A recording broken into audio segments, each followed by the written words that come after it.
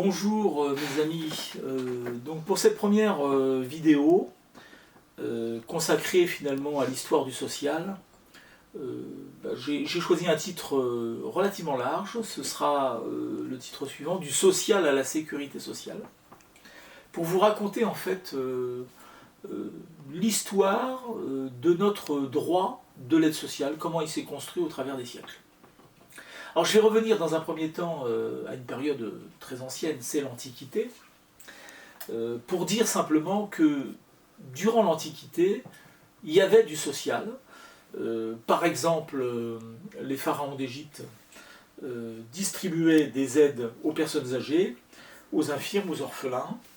Mais vous retrouvez la même chose en Grèce avec les Prytanée, qui sont des édifices dans lesquels on accueille les personnes indigentes et on leur distribue quelques oboles. Donc voilà, ça existait aussi au niveau de la Grèce. Dans la Rome impériale, dans la Rome républicaine, vous avez exactement l'équivalent. Par exemple, la Rome républicaine, les légionnaires reçoivent aussi des aides lorsqu'ils en ont besoin. Dans la Rome impériale, l'empereur a aussi cette vocation à aider les plus démunis. Alors avec peut-être une idée sous-jacente, c'est la volonté d'éviter qu'il y ait un désordre public, donc on va aider les plus démunis pour éviter qu'ils ne se révoltent, si vous préférez. Alors ensuite, la deuxième étape qu'il faut avoir en tête, c'est le christianisme. Parce que le christianisme va changer beaucoup de choses quand même. La première chose que ça va changer, c'est que on va poser comme principe que les hommes sont égaux devant Dieu. Donc il y a une égalité devant Dieu, il y a une égalité en dignité humaine, et tout cela va conduire à l'idée selon laquelle un bon croyant, c'est celui qui aide son prochain. De plus, je dirais qu'au Moyen-Âge, la chute de l'Empire d'Occident va mettre en avant l'unité de l'Église. C'est-à-dire que l'Église paraît être unie dans son combat, d'une certaine manière, par rapport à un État qui, lui, est plutôt disloqué. Et durant quasiment 10, voire 11 siècles, le pouvoir temporel va laisser à l'Église le monopole de la charité, le monopole des aides aux plus démunis. Alors cette Église, il faut bien qu'elle fonctionne, comme toute institution, je dirais, et pour cela, il lui faut des moyens. Alors les moyens sont relativement simples, hein, c'est les dons qui sont faits par les croyants, mais c'est également un impôt qui va être prélevé sur les récoltes. Cet impôt s'appelle la dîme, et donc l'Église va, avec cet argent, construire des hospices, des hôtels-dieux, des léproseries, pour accueillir les populations qui en ont besoin. Donc voilà un peu le système. Alors on peut dire aussi quand même, pour être plus précis, que malgré tout, malgré cette unité dont je parlais de l'Église, le système est assez inégalitaire, puisque d'une paroisse à l'autre, les choses ne sont pas évidemment toutes exactement les mêmes. Mais cela étant dit, retenons bien quand même que pendant 10 voire 11 siècles, c'est l'Église qui a le monopole des réponses à la pauvreté. Donc on arrive maintenant au XVIe siècle, et le XVIe siècle, si on devait retenir quelque chose en termes d'idées principales, on pourrait dire que c'est le siècle où le pouvoir royal reprend la main sur la question de la pauvreté. D'aucuns diront qu'on assiste à une sécularisation de l'assistance, autrement dit, une forme de laïcisation de l'assistance. Donc c'est le pouvoir royal qui reprend la main. Alors la question qui se pose à nous, c'est comment se fait-il que le pouvoir royal reprend la main au XVIe siècle? Alors une des explications principales sûrement, c'est la guerre de 100 ans, qui va opposer le royaume de France et le royaume d'Angleterre. Alors c'est quand même une guerre qui dure de 1333 à 1453, ça fait donc au total 116 ans, mais rassurez-vous, ce n'est pas 116 ans continus de guerre, mais n'empêche que cette guerre, elle va créer énormément de misère, déjà des hommes qui vont mourir, des hommes qui vont revenir de la guerre blessés, estropiés, des veuves voilà, qui vont se retrouver effectivement seules, avec des enfants qui seront plus ou moins dans des situations de misère. Donc la guerre de 100 ans joue un rôle fondamental. Et surtout, on pourrait dire que pour le pouvoir royal, il y a une dette à l'égard quand même des soldats qui sont allés se battre pour lui, quelque part. Et donc il va se sentir un peu plus débiteur de cette obligation d'aider toutes les personnes qui se retrouvent dans la misère à cause des conséquences de la guerre de 100 ans. Donc il va y avoir des opérations, je dirais, de contrôle des hôpitaux, qui jusque-là étaient gérées exclusivement par l'Église.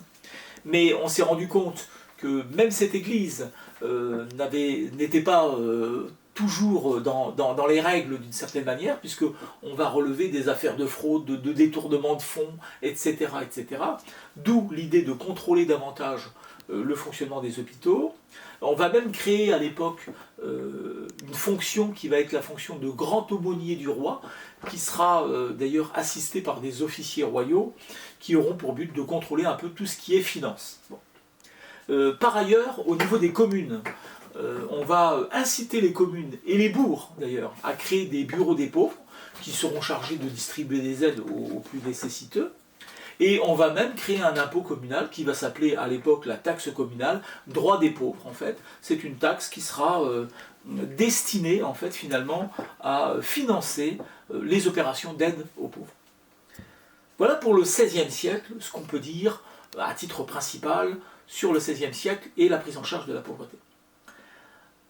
Si maintenant je m'arrête au XVIIe siècle, je pense que l'institution qui représente de façon très caractéristique la démarche du pouvoir à l'égard des pauvres, c'est ce que l'on appelle l'hôpital général. Alors, il y a eu effectivement un hôpital général qui a été créé à Paris en 1656, et cet hôpital général, il est intéressant dans la mesure où il a une double vocation. Une première vocation, c'est une vocation sociale, puisqu'effectivement, on accueille au niveau de l'hôpital général tous les publics qui ont besoin d'aide, les femmes en couche, les invalides, les personnes âgées, etc., etc., les indigents, les mendiants, bon, voilà.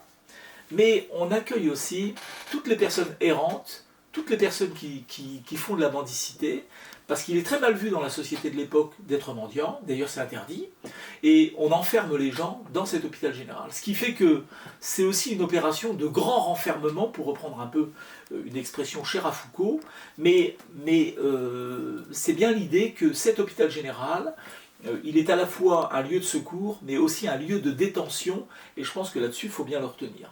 Alors, souvent, je disais tout à l'heure, l'hôpital général parisien, création 1656, mais il ne faut pas négliger non plus la province, qui connaît déjà des expériences d'hôpitaux généraux, je dirais, qui ont été créés par exemple à Rouen ou à Nantes, bien avant l'hôpital général de Paris. Donc, la question de savoir si c'est l'hôpital général de Paris qui a influencé la province ou si c'est la province qui a influencé Paris peut faire débat.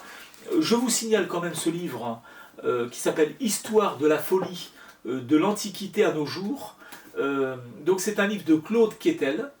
Et je dirais que dans ce livre, pages 99 à 139, vous avez une analyse de ce qu'est l'hôpital général, puisque, en effet, il y a un rapport plus ou moins avec la folie. Donc, peut-être un bouquin intéressant pour compléter mon propos. Donc, voilà pour ce siècle particulier qu'est le XVIIe siècle. Et nous arrivons maintenant au XVIIIe siècle. Alors, on le sait, on l'apprend aussi dans nos programmes scolaires, c'est le siècle des Lumières, c'est Voltaire, c'est les grands écrivains, c'est Rousseau, etc. etc. Bon. Alors c'est un siècle de remise en cause, et notamment, ici peut-être une chose très intéressante, c'est que jusqu'au XVIIIe siècle, on considérait plus ou moins que les pauvres, les mendiants, étaient punis par Dieu d'une certaine manière, ou alors que c'était leur destin que d'être pauvres et mendiants. Donc, en gros, si on veut faire simple, ils n'ont pas de chance, mais c'est Dieu qui l'a voulu. C'est un peu ça l'idée dans un premier temps. Et d'ailleurs, il faut savoir qu'on a toujours eu un regard particulier à l'égard des pauvres, des vagabonds, des mendiants. Il y a toujours eu quelque part le bon pauvre et le mauvais pauvre. C'est encore vrai aujourd'hui quand vous entendez par exemple des gens qui vous disent que telle personne touche les allocations familiales ou les prestations familiales, qu'ils en profitent, etc., etc. Bon, on a toujours cette histoire, cette particularité dans la représentation qu'on a des pauvres et des mendiants. À l'époque, il y a un mot hébreu d'ailleurs qui est très intéressant, c'est le mot Arawin. Arawin, ça veut dire celui qui ne fait pas le malin devant Dieu. Et donc les pauvres qui étaient plutôt considérés comme des Arawin, c'était des bons pauvres. Alors que vous aviez les mauvais pauvres. Alors les mauvais pauvres, c'était ceux qui faisaient exprès d'être handicapés, infirmes, etc., pour essayer d'obtenir de l'argent. Le terme français qui correspond le mieux, c'est le terme gueux. Un gueux, c'est quelqu'un justement qui joue les pauvres pour attirer la pitié des autres. Et voilà. Bon. Donc on avait cette idée-là. Mais le XVIIIe siècle, donc, c'est un siècle où l'on va considérer que être pauvre, ce n'est pas une histoire de destinée. C'est pas Dieu qui décide de faire que vous êtes pauvre. C'est dû en particulier au dysfonctionnement de la société. C'est la société qui crée ses exclus, c'est la société qui crée ses pauvres. Donc c'est pas du tout le même point de vue déjà. Donc le 18e, c'est ça. Et le 18e siècle, évidemment, c'est la Révolution française, c'est 1789, la Révolution, et c'est en particulier, c'est comme ça que je vais essayer de vous l'expliquer, eh bien, l'Assemblée nationale constituante en 1789, le 9 juillet 1789 exactement, qui va se réunir. Ça va s'appeler les États généraux. L'objectif, donner à la France une constitution. Et au cours, précisément, de cette constituante, il va y avoir un phénomène qui n'est pas des moindres, une loi extrêmement importante. 2 novembre 1789, c'est une loi de nationalisation des biens du clergé. Hein, vous avez bien entendu, la nationalisation des biens du clergé, ça veut dire que on considère que l'Église n'est pas véritablement propriétaire des biens qu'elle possède, donc on va nationaliser les terres, les abbayes, les monastères, et tout cela, ça va devenir propriété de l'État, propriété de la nation. Donc ça, c'est une première chose très importante. La deuxième chose, c'est que les prêtres vont être invités à prêter serment, de se mettre en fait sous l'autorité de l'État et non plus sous l'autorité du pape. Et il va y avoir 2 catégories de prêtres. Il va y avoir les jureurs. Les jureurs, c'est ceux qui vont accepter de prêter serment, et les réfractaires, ce sont les autres, qui refusent de prêter serment. Donc on voit bien ici comment déjà le pouvoir temporel reprend la main, hein, il nationalise les biens du clergé, et en plus, il réussit à faire prêter serment à des prêtres qui vont devenir, entre guillemets, comme des prêtres sous l'autorité, effectivement, du pouvoir temporel. Donc ça, c'est un phénomène important. Alors pourquoi on fait ça ? Écoutez, ça permet notamment d'avoir des moyens, hein, puisque en nationalisant les biens du clergé, effectivement, on augmente la capacité de son patrimoine. Et il va y avoir aussi, durant la constituante, alors je rappelle comme ça, parce que c'est vrai que des fois les souvenirs sont un peu lointains, la constituante, c'est la première assemblée. Ensuite, il y aura une deuxième assemblée qui va s'appeler la législative. Et troisièmement, la convention. Et enfin, le directoire. Donc, je suis un peu dans toutes ces assemblées. Hein, en vous parlant, je vous préciserai à quel niveau je me situe à chaque fois. Sous la constituante, donc il y a tout ce que je viens de dire.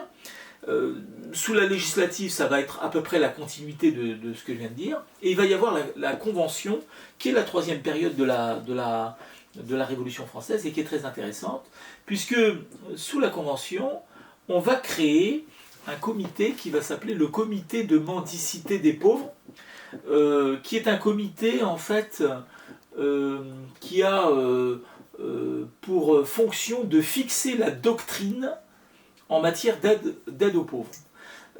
Alors, qu'est-ce que c'est que fixer la doctrine ? En fait, fixer la doctrine, ça correspond au fait de déterminer les principes fondamentaux de l'aide sociale, comment ça va fonctionner. Et la première chose que l'on va fixer sous la Révolution, c'est le fait que les personnes qui sont en difficulté ont une créance sur la société qui par conséquent est en devoir de les aider. Ils deviennent des créanciers de la société. Donc ça, c'est une première chose qui va être fixée par la doctrine du comité de mendicité des pauvres, qui est d'ailleurs présidé par un éminent personnage qui s'appelle La Rochefoucauld-Liancourt. C'est lui qui va présider ce comité. Et la première chose qu'on va fixer, c'est ça, donc le droit de l'individu sur la société. La deuxième chose, c'est que la question de la pauvreté n'est pas une question locale, hein, comme c'était le cas antérieurement avec les communes qui devaient s'occuper de leurs pauvres. C'est une question centrale, et donc on va centraliser l'aide, c'est-à-dire que l'obligation va être étatique, si vous préférez. La troisième chose, c'est le financement de tout ça, il faut de l'argent. L'argent, ça va être l'impôt. Et enfin, le dernier point qui va être fixé par cette doctrine, c'est tout simplement le fait de dire favorisons l'aide à domicile plutôt que l'aide en institution, parce que effectivement, c'est peut-être moins cher et peut-être plus efficace. Alors je corrige simplement une petite chose. Le comité de mendicité des pauvres, ça n'est pas au niveau de la convention, mais au niveau, tout simplement de la constituante que se met en place le comité de mendicité. Donc vous corrigerez ce que je viens de dire. Mais sous la convention, en revanche, et là j'y viens, on va voter une constitution le 24 juin 1793. Et ce qui est très important, c'est que cette constitution du 24 juin 1793 va contenir une déclaration des droits de l'homme de la même date, c'est-à-dire 24 juin 1793, qui va finalement qui va aller dans le prolongement de la première déclaration des droits de l'homme qui date du 26 août 1789. La déclaration du 26 août 1789, c'est notre déclaration actuelle, celle qui est dans notre Constitution. Celle du 24 juin 1793 n'a jamais trouvé application, mais je voudrais quand même vous en parler parce qu'elle me semble très importante par rapport à la matière qui nous intéresse, c'est-à-dire l'aide sociale. Dans la déclaration des droits de l'homme du 24 juin 1793, donc c'est une convention montagnarde, autrement dit, si je devais utiliser un langage qui est un langage contemporain, je dirais d'extrême gauche quasiment, parce que c'est sous l'égide de Robespierre, de Danton, de Marat qu'on va adopter ce texte. Et cette convention, elle a une particularité, c'est qu'elle vient nous expliquer que les secours publics, les secours aux aides, sont un devoir de l'État. Alors que dans la Déclaration des droits de l'homme et du citoyen de 1789, du 26 août 1789, il n'y a aucune référence au secours public. Dans cette déclaration, on va nous expliquer que l'État, d'une certaine manière, sa première vocation, c'est de créer les conditions du bonheur. Et le mot bonheur, il est bien dans la déclaration de 93, il n'existe pas dans celle de 1789. Troisième observation, dans la déclaration de 1793, l'égalité est la priorité absolue, alors que dans la déclaration de 1789, c'est la liberté qui est la condition absolue. Donc si vous voulez, durant cette période de la Convention, on va poser un certain nombre d'autres principes. On va par exemple interdire strictement la mendicité et l'aumône. Voilà. Donc c'est comme ça qu'on va arriver à quelque chose en termes de philosophie de l'aide sociale pendant cette période, mais j'ai envie de dire que finalement, au bout du compte, alors on pourrait dire ça comme ça, tout ça ne va pas trouver de véritable application. On a des problèmes de financement très importants, des problèmes budgétaires. On a des assemblées qui ne vont pas forcément être très favorables aux pauvres, même si philosophiquement on est favorable aux pauvres.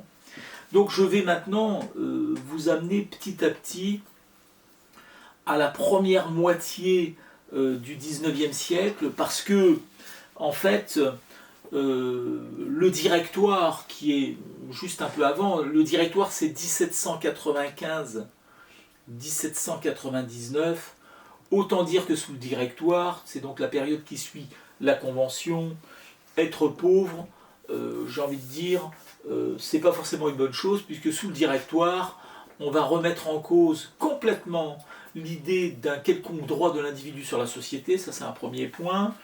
Et puis on va remettre en cause complètement l'idée aussi que c'est à l'État d'aider les pauvres. On va plutôt prôner l'inverse en disant c'est aux communes d'aider les pauvres, l'État n'a aucune obligation à leur égard. Et donc cette première moitié du 19e siècle, d'un point de vue politique, d'un point de vue social, d'un point de vue philosophique, c'est rien d'autre que la continuité de ce qui avait commencé sous le Directoire, puisque durant cette époque, cette première moitié du 19e siècle, on va même aller plus loin, on va dire que finalement, toutes les aides sociales ne font que favoriser la paresse, l'oisiveté, l'imprévoyance collective, et que par conséquent, aider les pauvres, c'est quelque part ne pas leur rendre service, c'est même une façon d'entretenir le vice des classes laborieuses, on ira jusque-là. Donc, c'est pas une période très glorieuse pour l'État, c'est pas une période très facile pour les gens qui ont des difficultés. Alors, on est au début du 19e, et au début du 19e, eh bien, il va y avoir le code civil qui sera adopté en 1804 et le code pénal qui sera adopté en 1810. Et en 1810, dans le code pénal, on trouve en effet un article qui punit le vagabondage.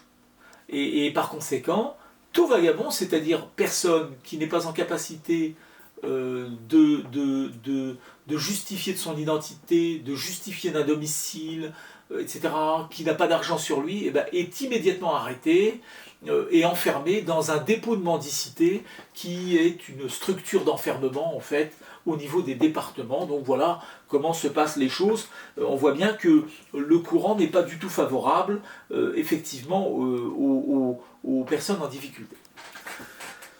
Donc comme on est dans cet esprit et très logiquement, ce qui va se passer c'est que l'État se désengage et donc par conséquent il va favoriser évidemment la charité privée, il va encourager la charité privée qui va venir suppléer les insuffisances d'intervention de l'État. Donc c'est ça l'idée principalement. Alors il va y avoir quelques lois sociales qui seront votées durant cette première moitié du 19e siècle, mais très franchement, elles ne sont pas votées parce qu'on a pitié ou parce qu'on a envie d'aider les personnes en difficulté, non, elles sont plutôt votées parce qu'on veut éviter, encore une fois, les révolutions, c'est pour des raisons d'ordre public. Je ne prendrai que l'exemple de la loi, par exemple, sur la protection de l'enfance du 19 janvier 1811.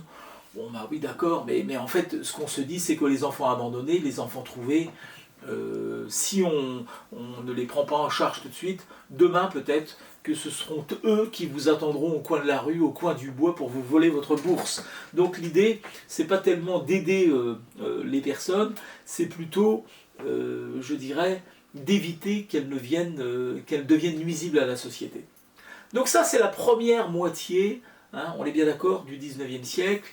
Je vais vous emmener comme ça jusque 1848, donc on va rentrer dans cette deuxième moitié. Alors 1848, c'est la Deuxième République, hein, ça c'est très important. Et cette République, elle a quelque chose de particulier. Elle va poser comme principe que la fraternité est un principe fondamental. Donc à ce niveau-là, c'est très important de bien s'en rendre compte. Alors la fraternité devient un principe fondamental. On va même reconnaître au cours de cette Deuxième République le droit au travail, le droit à l'assistance. Donc on voit quand même que ça n'est pas du tout la même chose que ce qui se passait durant la première moitié du 19e siècle. On pourrait quasiment dire qu'on change complètement de paradigme au cours de cette deuxième moitié du 19e siècle. Alors bien sûr, il y a des raisons historiques, des raisons contextuelles qui expliquent un peu ce changement. Alors, la raison peut-être principale, c'est le crash de 1847.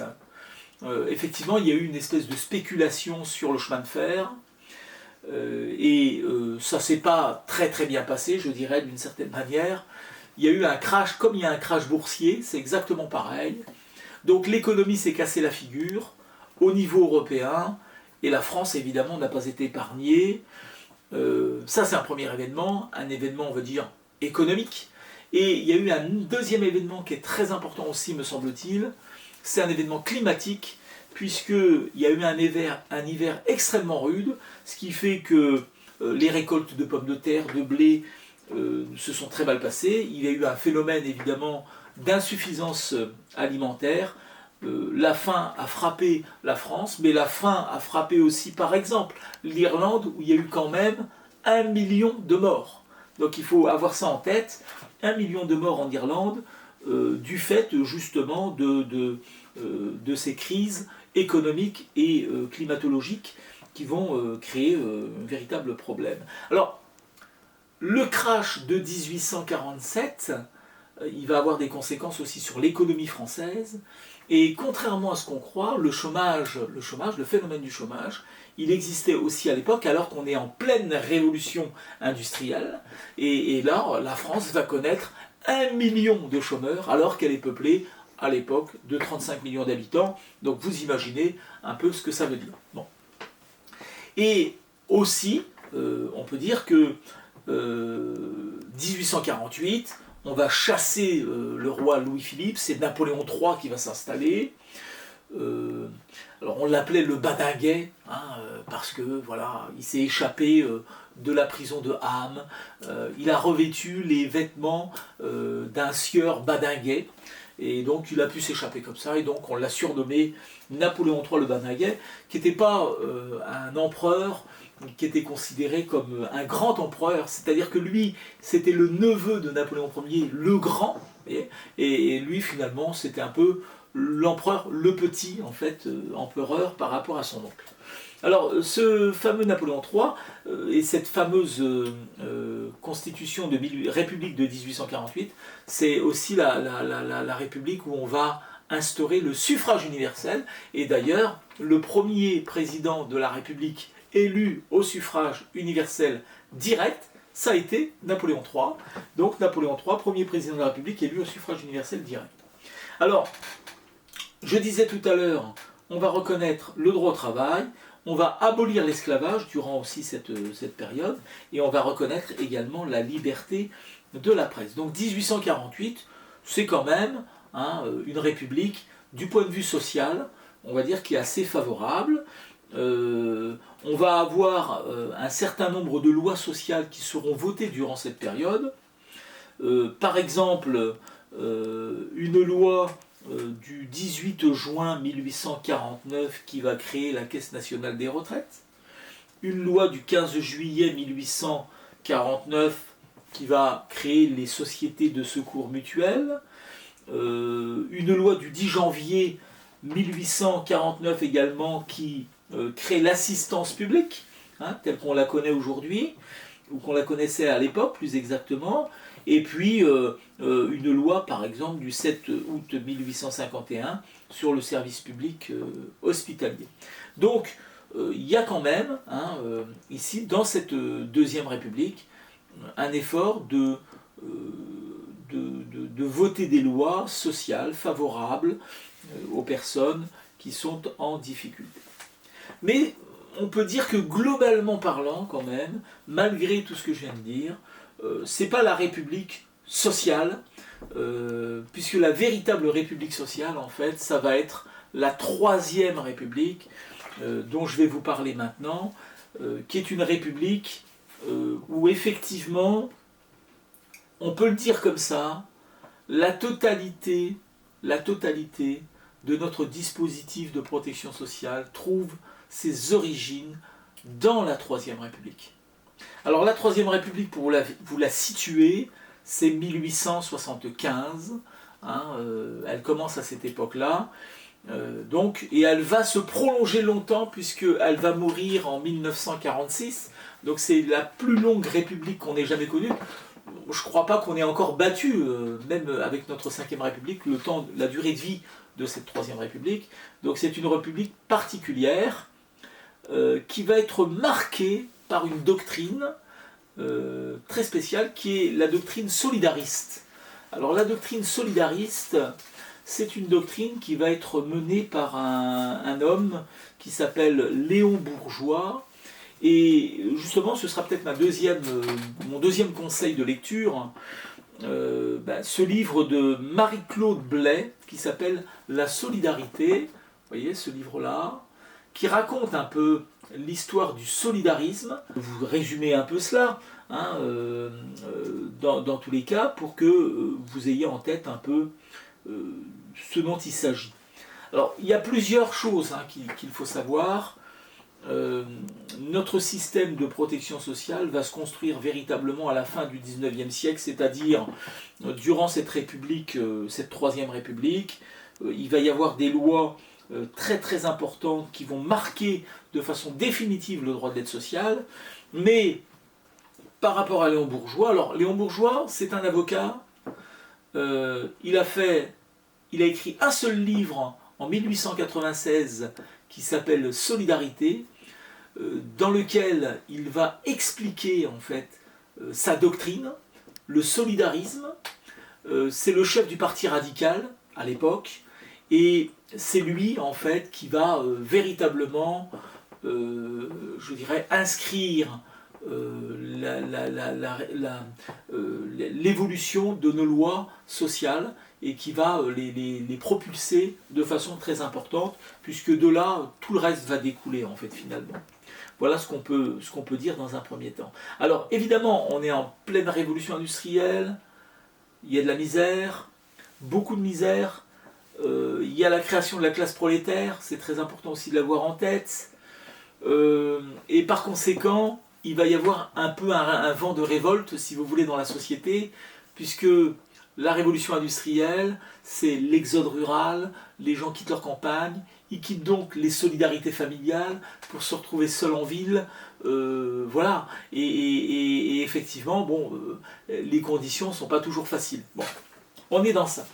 Mais il ne faut pas oublier que, parallèlement à ça, il y a tout un courant de pensée qui est très très important, ici, qui va se développer, des penseurs qui vont être favorables effectivement au prolétariat, qui vont dénoncer les excès de l'industrialisation, etc., etc. Alors on peut penser à pas mal de gens, je disais Léon Bourgeois, mais vous pourriez aller chercher d'autres personnes, Émile Zola par exemple, qui a eu des positions très favorables évidemment aux personnes en difficulté. Alors Bourgeois, je disais donc, c'est un avocat.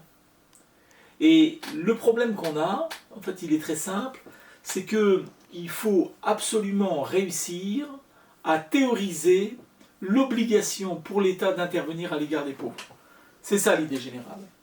Et en 1889, va se tenir à Paris un congrès qui est le Congrès international d'assistance. Et lors de ce congrès, Bourgeois va défendre l'idée suivante, l'obligation d'aider les personnes qui sont en difficulté n'est pas une obligation morale, mais c'est une obligation juridique. Et pour fonder juridiquement cette obligation, Bourgeois va faire référence à une notion civiliste, c'est-à-dire une notion tirée du droit civil, qui est la notion de quasi-contrat. En fait, pour faire simple, il va expliquer que finalement, tout le monde doit quelque chose à la société, y compris les plus aisés, parce que s'ils sont aisés, c'est précisément parce que la société les a aidés à un moment donné, par exemple par l'école, qui est gratuite, etc., etc., et qu'ils ne sont pas arrivés tout seuls là où ils sont, et donc quelque part, ils ont signé aussi un contrat avec la société, ils doivent rendre quelque chose de ce qui leur a été donné par la société à un moment ou à un autre. C'est ça l'histoire du quasi-contrat, c'est de dire finalement, vous n'avez pas signé un contrat matériellement, mais vous avez signé un contrat quand même avec la société, et vous devez quelque chose à la société. Donc l'idée, ça va être très simple, c'est ceux qui ont le plus doivent, et non pas peuvent, donner à ceux qui ont le moins. C'est comme ça, finalement, que Bourgeois va réussir à expliquer l'obligation juridique qui va peser sur l'État à ce moment-là. Donc ce qu'on retient, par conséquent, là pour l'instant, c'est que Léon Bourgeois donc, va fonder un peu cette obligation de l'État en faisant référence à une théorie civiliste, la théorie du quasi-contrat. Parallèlement à tout cela, il y a aussi, il ne faut pas l'oublier, le socialisme naissant. Le socialisme naissant, c'est 1834. Et puis le syndicalisme naissant, 1884. Donc vous voyez, on est dans un contexte où effectivement le débat sur le social peut être porté d'une certaine manière par la société, c'est ce qui va se passer. Alors, ce qui est certain, et je dirais bien établi, y compris d'un point de vue académique, c'est que en une vingtaine d'années, l'œuvre législative de la Troisième République va être considérable, puisque, en gros, tout va être installé à ce moment-là en matière d'aide sociale. Donc, on va revenir un tout petit peu, hein, c'est pour avoir en tête les lois essentielles qui ont été votées, c'est quand même assez important, puisque, je vous disais, l'œuvre sociale de la Troisième est très très importante.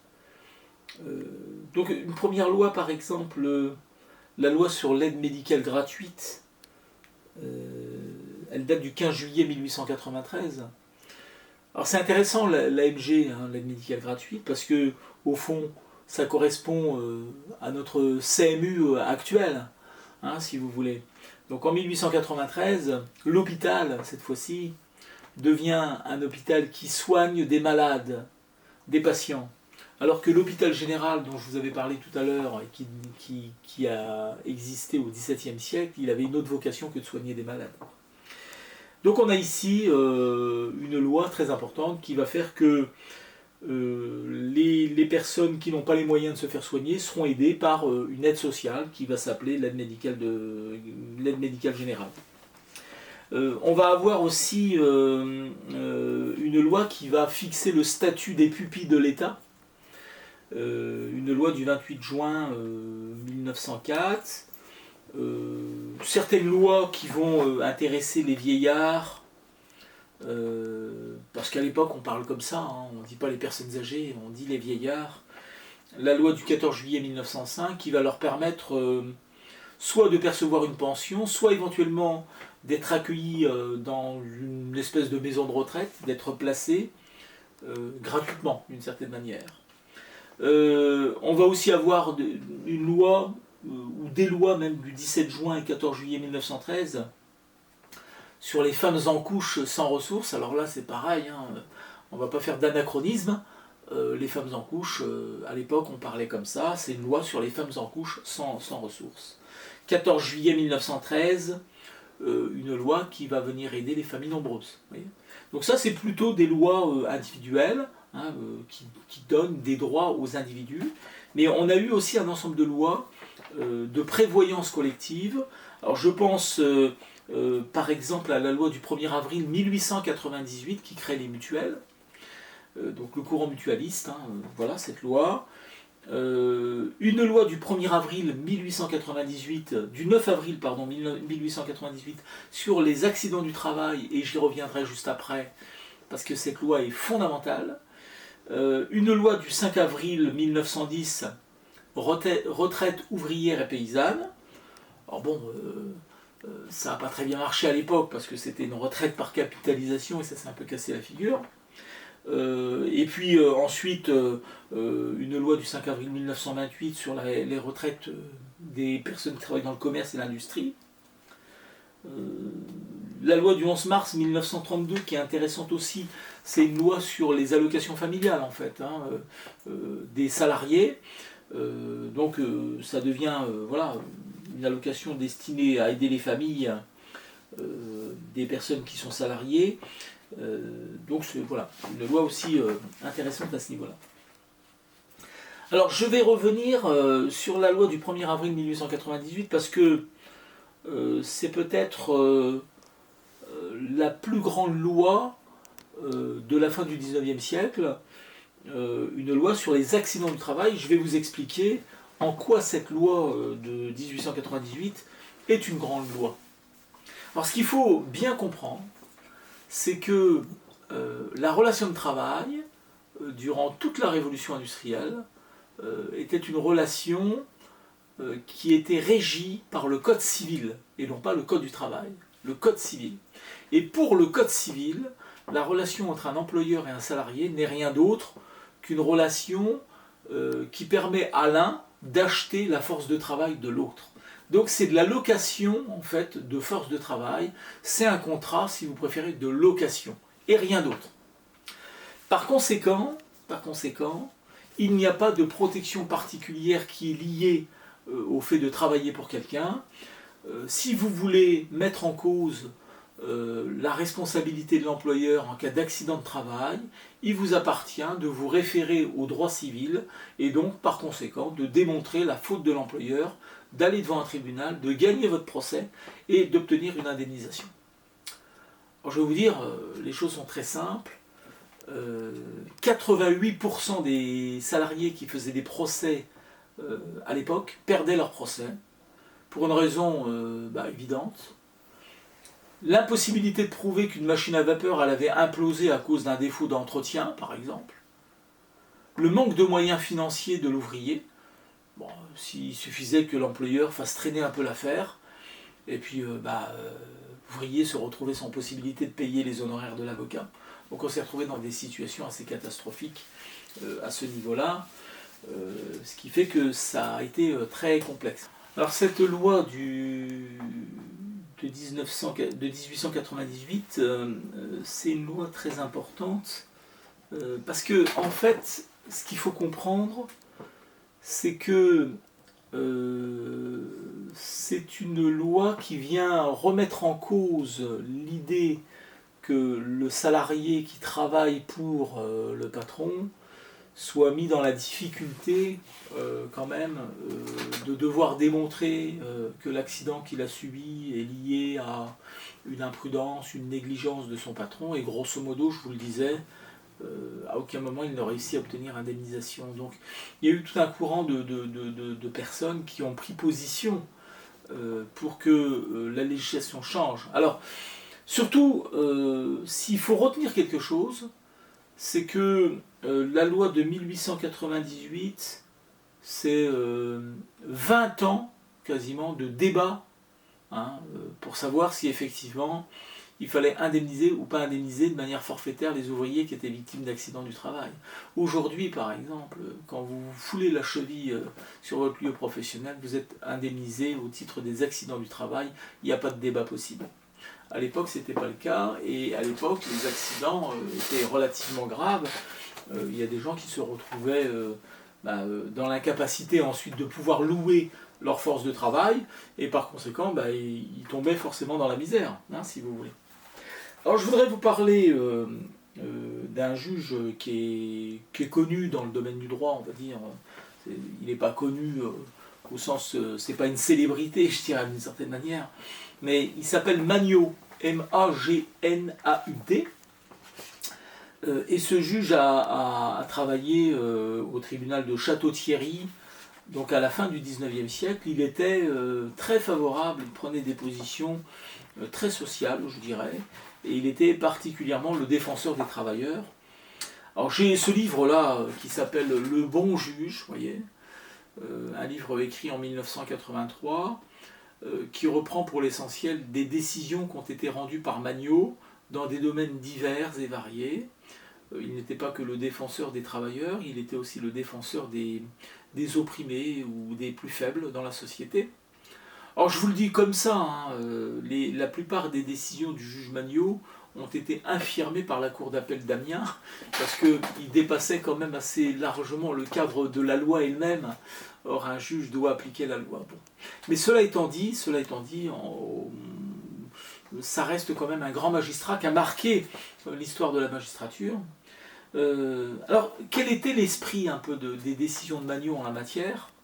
En gros, il disait, après tout, les ouvriers travaillent pour les patrons, et c'est grâce au travail des ouvriers que les patrons s'enrichissent. Il est donc normal et logique que quand il arrive quelque chose à un ouvrier, c'est au patron d'assurer l'indemnisation de l'ouvrier. Voilà, en gros, c'est ça l'histoire. Alors, la loi de 1898, c'est une loi qui vient reconnaître que l'employeur a une obligation de réparer en fait les accidents du travail, les conséquences des accidents du travail. Les employeurs par conséquent prennent une assurance pour assurer ce risque, et c'est les compagnies d'assurance qui sont chargées d'indemniser les ouvriers victimes d'accidents du travail. À l'époque, c'est comme ça. Aujourd'hui, les accidents du travail, ce n'est pas des assurances, c'est la sécurité sociale qui se charge de cela, ce n'est pas les assurances. Mais à l'époque, c'était les compagnies d'assurance. Alors, je voudrais simplement vous lire un petit extrait d'une décision rendue par Magnot, pour vous montrer l'esprit, hein, simplement. Un jugement du 12 juillet 1899. Et je pense que cet extrait traduit bien la philosophie de Magnot à l'égard des travailleurs, qu'il est bien évident que la plus élémentaire équité impose à celui qui vit et s'enrichit du travail de l'ouvrier, sans jamais exposer autre chose que ses capitaux, d'assurer à celui-ci et à sa famille, dont il est l'unique ressource, les moyens d'éviter la misère quand il est victime d'un accident de travail survenu, même fortuitement. Je pense que cet extrait traduit bien en fait l'idée de Magnot. Hein, ça c'est une chose. Maintenant, il y avait aussi, on peut aussi le rappeler, dans le milieu du 19e siècle, il y a eu aussi un rapport qui avait fait grand bruit à l'époque, c'était le rapport Villormé, le docteur Villormé, un rapport sur l'état physique et moral des ouvriers qui travaillent dans les manufactures de coton et de soie, enfin quelque chose comme ça, où il a démontré effectivement que la révolution industrielle faisait des dégâts. Hein.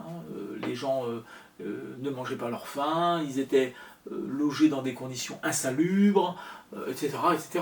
D'ailleurs, c'est le rapport Villormé qui va permettre de voter la loi de 1841 qui va, écoutez bien ce que je vais vous dire quand même, qui va interdire le travail aux enfants de moins de 8 ans, vous voyez, et qui va dire que ceux qui ont entre 8 et 12 ans ne devront pas travailler plus de 12 heures par jour, etc., etc. Donc voilà. Donc, par rapport à la question des mineurs, en particulier des enfants, bon, on est quand même dans une société où évidemment les droits de l'enfant n'ont rien à voir avec ce qu'on sait aujourd'hui. Mais cette loi de 1898, donc son intérêt, c'est un intérêt symbolique extrêmement important, c'est que le contrat de travail produit de la protection sociale, d'une certaine manière, puisque l'obligation de l'employeur est tirée du contrat de travail lui-même. Ça, c'est une véritable révolution, et on peut dire, comme ça, sans exagérer, que ça correspond précisément à la philosophie de votre contrat de travail d'aujourd'hui, puisque si vous prenez un contrat de travail d'aujourd'hui, et que vous regardez la différence qu'il y a entre le brut et le net, vous allez constater qu'un certain nombre de cotisations sont assises sur les salaires, n'est-ce pas? Et que ces cotisations qui sont assises sur les salaires, eh bien c'est précisément votre sécurité sociale. Donc ici c'est la première loi, en fait, d'une certaine manière, qui installe le principe du contrat de travail comme étant un producteur, hein, si vous voulez, de protection sociale.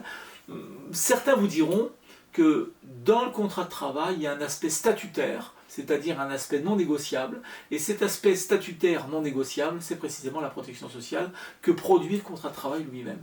Et donc, c'est cette loi, finalement, qui installe cette idée, qui va devenir extrêmement importante pour la suite de l'exposé. Si on devait retenir quelque chose de cette Troisième République qui est extrêmement riche,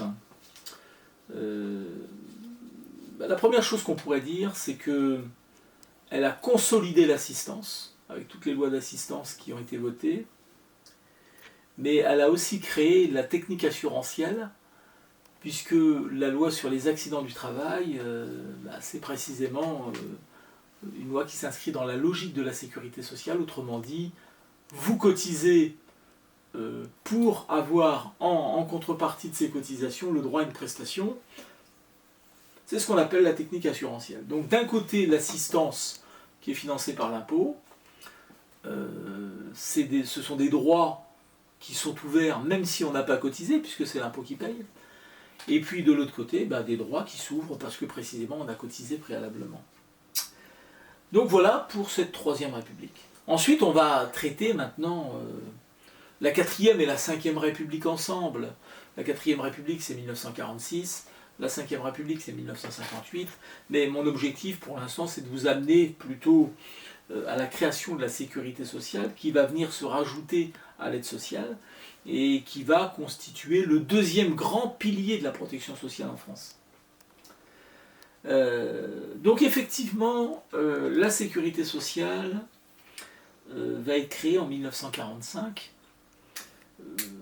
Donc une ordonnance du 1er octobre 1945 qui va créer le système de sécurité sociale. Mais on va essayer de comprendre, avant que cette ordonnance ne soit prise, comment les choses se sont passées, quelles sont les raisons en fait qui vont expliquer qu'on va aller vers un système de sécurité sociale. Alors, on peut dire que les premières raisons, ce sont les expériences étrangères. La France n'est pas seule dans le monde, évidemment, et donc on observe un peu ce qui se passe ailleurs. Et là, je vais être amené à vous parler de deux systèmes qui sont importants quand même de connaître. Le système bismarckien et le système beveridgien, qui sont les deux systèmes qui permettent de comprendre un peu la construction de notre système. Alors Bismarck, à l'époque, c'est la Prusse. La Prusse, c'est l'Allemagne, c'est la Prusse de Bismarck. On est dans les années 1870-71. Bismarck, c'est un libéral. C'est pas du tout une personne de gauche, pas du tout. Mais dans la Prusse de l'époque, donc on va dire l'Allemagne pour faire plus simple, dans l'Allemagne de l'époque, il y a un personnage qui est très important qui s'appelle Karl Marx. Et Karl Marx, c'est le socialisme, et les idées socialistes avancent énormément dans la société, et Bismarck, pour essayer de contrecarrer le mouvement socialiste, va prendre 3 lois sociales fondamentales entre 1883 et 1889. Une loi qui va venir garantir les ouvriers en cas de maladie, une autre sur les accidents du travail et les invalidités, et puis une autre sur la vieillesse. Donc en gros, le système bismarckien est un système d'assurance sociale, puisque ce sont des lois qui impliquent des cotisations préalables, donc cotisations partie salariale, partie employeur, et en contrepartie de ces cotisations, eh bien, des assurances sociales qui vont être garanties aux personnes. Donc ça, c'est les lois de Bismarck. On va avoir en France une loi qui va s'inspirer un peu du système bismarckien, c'est la loi du 30 avril 1930. C'est une loi également d'assurance sociale, et effectivement, elle va garantir les salariés contre le risque maladie, le risque vieillesse, le risque décès, etc. Donc on a cette première expérience bismarckienne qui va influencer en partie la législation française. Mais on a aussi une expérience qui est tirée des USA. Donc c'est le Social Security Act du 14 août 1935, alors qui fait suite évidemment à la crise de 29, le New Deal, Roosevelt, et la création de ce qu'on appelle le welfare state, c'est-à-dire ce qu'on a traduit par la suite par État-providence. Donc c'est une assurance qui va garantir les salariés contre la vieillesse, mais pas contre la maladie. Et social security, ça veut dire sécurité sociale. En fait, le terme sécurité sociale, son origine, c'est quand même le Social Security Act de 1935. Enfin, la troisième chose qu'il faut savoir, c'est ce qui va se passer en Angleterre avec une personne qui s'appelle Beveridge, donc c'est Lord Beveridge, qui en 1942 va défendre l'idée qu'on devrait mettre en place un système qui garantit chacun et chacune de manière universelle et uniforme contre tous les risques sociaux. Et ce système, ce qu'il propose, Beveridge, c'est un système finalement qui sera financé par l'impôt et qui permettra à tout un chacun d'être protégé. Alors en fait, quand vous regardez bien les choses, il y a deux systèmes qui vont coexister, qui sont créés certes à des époques différentes, mais qui vont coexister quand même. C'est le système bismarckien qui est basé sur les cotisations préalables qui donne le droit à des prestations, et ça c'est le système allemand, et le système beveridgien qui lui est basé sur l'idée de garantir tout un chacun contre les risques et qui est basé simplement sur l'impôt. Alors le système beveridgien c'est un système que vous allez retrouver effectivement dans l'Angleterre, les pays anglophones, mais aussi en Scandinavie. Le système plutôt bismarckien, c'est un système que vous trouverez dans les pays du Benelux, en Autriche, en Allemagne, etc. La France, sa particularité, je crois que c'est un système dual, c'est-à-dire qu'on emprunte à la fois au système bismarckien et à la fois au système beveridgien. Voilà. Donc les expériences étrangères vont inspirer notre façon d'imaginer notre dispositif de sécurité sociale. On le voit bien avec Beveridge, avec Bismarck, etc., avec le Social Security Act. Donc là, on va effectivement en prendre de la graine par rapport à ça. La situation démographique, il ne faut pas oublier quand même qu'on est après la Seconde Guerre mondiale et qu'il y a eu beaucoup de morts pendant cette guerre, donc il faut absolument repeupler la France, hein, d'une certaine manière, puisque le pays s'est quand même un peu appauvri et il faut reconstruire le pays. Et un événement qui, pour moi, est très important, c'est la prise de conscience politique, c'est-à-dire que les dirigeants se rendent compte que finalement les bombes, elles tombent bien sur tout le monde, elles ne choisissent pas de tomber que sur les pauvres et d'épargner les riches. Et par conséquent, l'idée de mettre en place un système de sécurité sociale, c'est pas exclusivement que pour aider les plus démunis ou les moins favorisés, c'est aussi pour s'aider soi-même. Donc c'est comme ça, dans cette logique-là, que va naître notre dispositif de sécurité sociale tel que vous le connaissez aujourd'hui, c'est-à-dire un dispositif qui est chargé de garantir contre un certain nombre de risques, maladie, maternité, décès, invalidité, maladie professionnelle, accident du travail, l'ensemble des risques que l'on connaît, mais aussi la famille, puisqu'il y a des charges qui sont liées à la famille, et donc c'est comme ça que se mettra en place petit à petit un système d'allocation familiale. Au niveau de l'aide sociale stricto sensu, peut-être que l'événement majeur, ça va être la loi du 29 novembre 1953, qui va instituer le Code de la famille et de l'aide sociale, qui va faire le ménage dans l'ensemble des textes que j'ai cités tout à l'heure en matière d'aide sociale, et qui va nous faire passer de la notion d'assistance à la notion d'aide sociale. Hein, donc ça, ce sera 1953. Si on résume, le système de protection sociale, il a deux composantes principales. La première composante, l'aide sociale. Dans son histoire, dans son historique, l'aide sociale, ça a été d'abord la charité, puis l'assistance, puis l'aide sociale. Et de l'autre côté, la sécurité sociale, qui est un système qui est mis en place pour garantir contre un certain nombre de risques, mais ça garantit plutôt les travailleurs, ceux qui effectivement cotisent, et de par leur cotisation, ils ouvrent des droits à la sécurité sociale. Donc en gros, l'aide sociale, c'est plutôt tourné vers les pauvres, la sécurité sociale, plutôt tournée vers les salariés ou les gens qui cotisent à la sécurité sociale. Voilà la conclusion un peu de cette première leçon. Bien sûr, il y aura une suite, et par conséquent, je serai amené par moment à revenir sur un certain nombre de choses.